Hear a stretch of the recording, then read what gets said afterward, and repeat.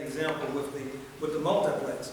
We thought that the 4 million was close, but man, that number keeps moving on us. But this is we're talking about a public-private partnership.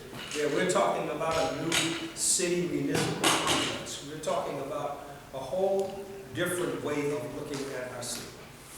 One more question, Ryan, from WSD. The grant money that's been mentioned,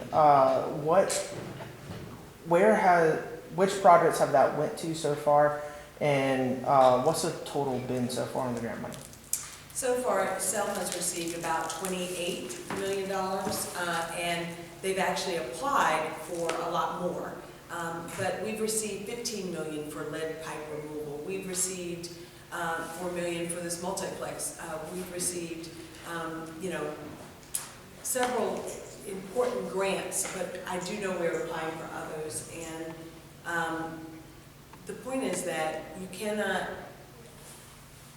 applications for grants are ongoing, and it is a process that, doesn't happen just once, but continuously. And so working to identify the grant opportunities and then preparing the resources to be ready to get the grants. I'm confident that given the help of the Melville Trust to give us better capacity, Selma and Dallas County better capacity to actually prepare these grants, that we'll be successful in the grants that we have applied for.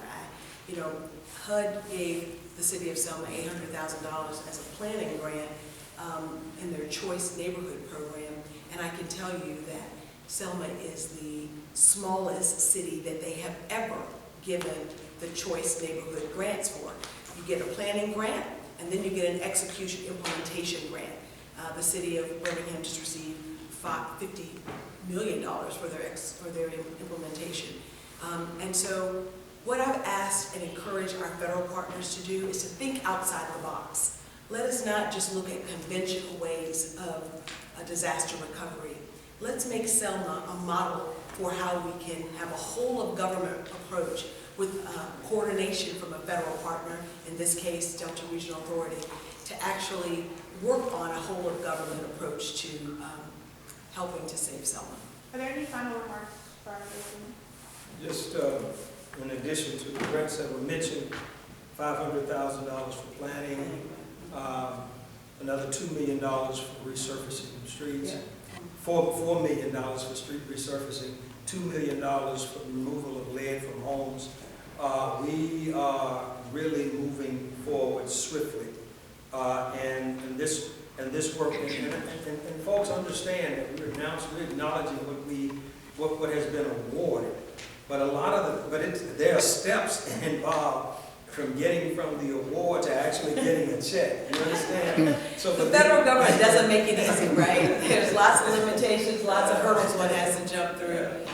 But I've been very proud of my hometown in coordinating this effort and for marching forward and being good stewards of that resource. And again, thank you, Congresswoman Sewell. She's a warrior. She gets in the trenches and she fights for her district. And I say that unconditionally. She fights for her district, this 7th Congressional District. She fights for the entire district. But I've seen her put on a little extra effort for Selma. And we are really appreciative of that. Thank you so very much. Absolutely. Thank you all for